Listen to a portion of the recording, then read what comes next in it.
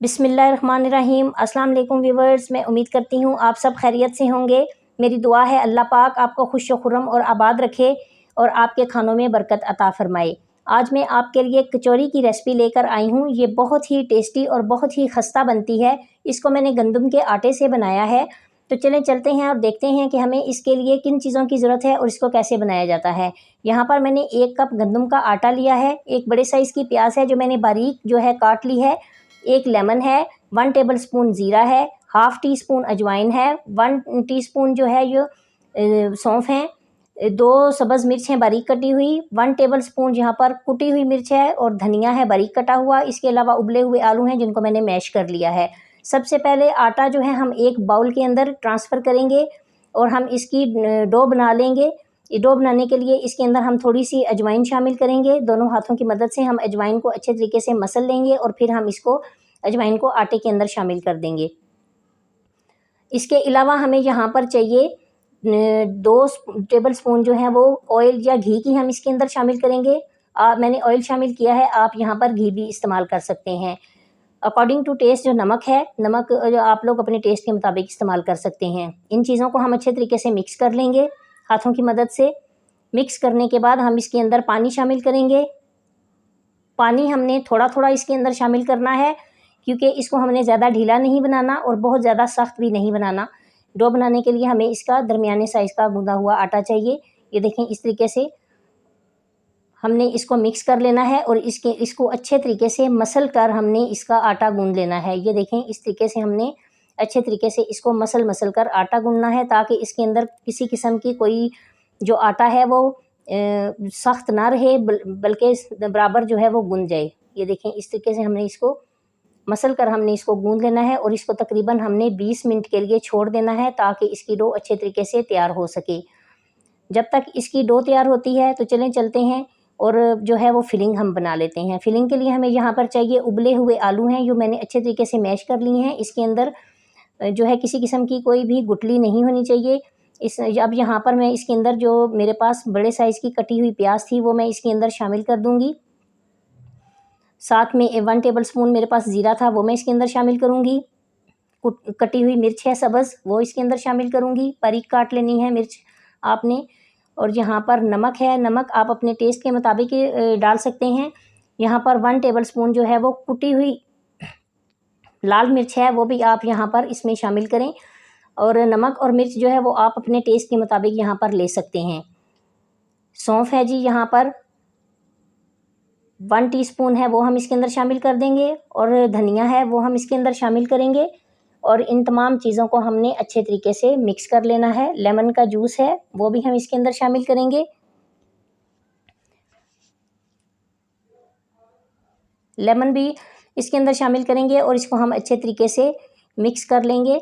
यहाँ पर हमें चाहिए यहाँ पर गार्लिक पेस्ट। आप यहाँ पर 1 टेबलस्पून जो है वो गार्लिक का पेस्ट भी शामिल कर सकते हैं। मेरे पास यहाँ पर लहसुन की 2 से 3 कलियाँ हैं जो मैं इसके अंदर इस तरीके से ग्रेट कर दूँगी। ये देखें, इस तरीके से आप यहाँ पर इसका पेस्ट भी डाल सकते हैं। अब हम इन तमाम चीज़ों को अच्छे तरीके से मिक्स कर लेंगे।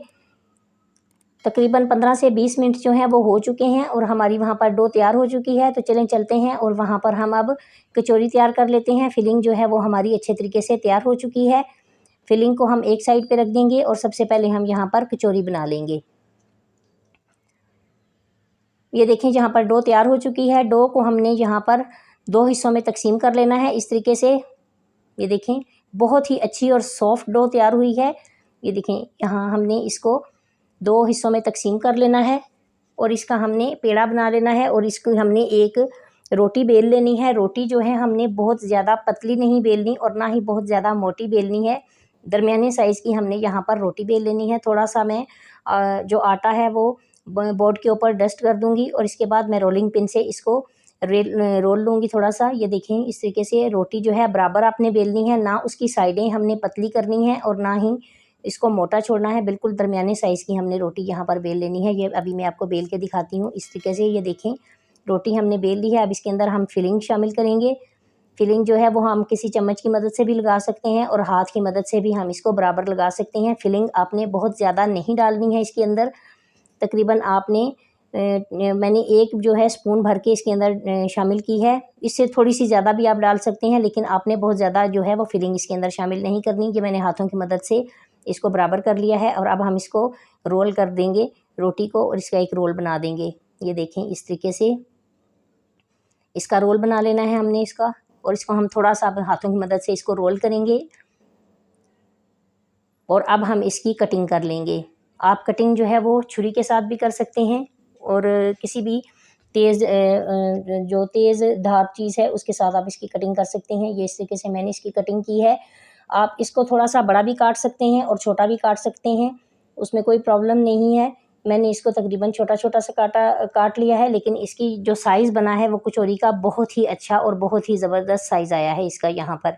ये देखें इस तरीके से हमने फिर इनको कचौरियों को बना लेना है। ये देखें इसकी शेप बहुत ही परफेक्ट बनी है। ये देखें बहुत ही अच्छी लग रही हैं।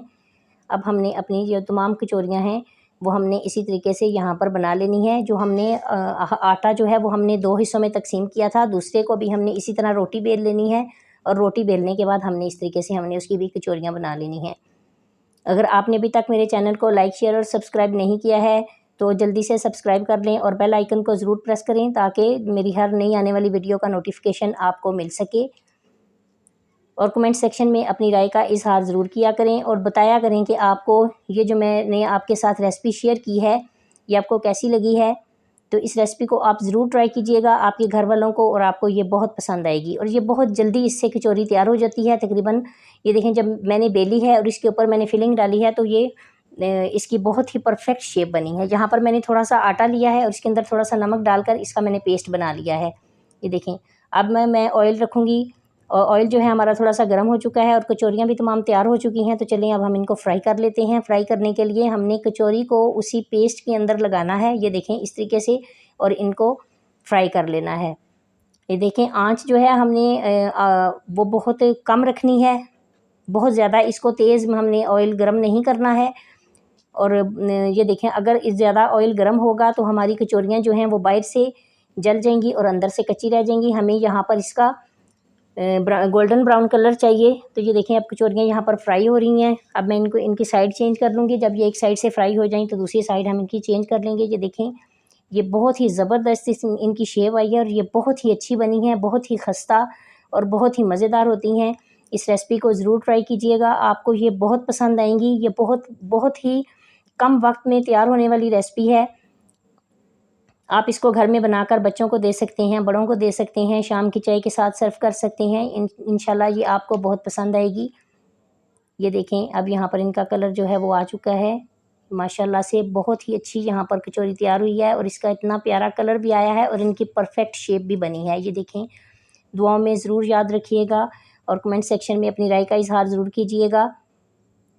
तो चलें जी मिलते हैं अगली रेसिपी में। अल्लाह हाफिज़।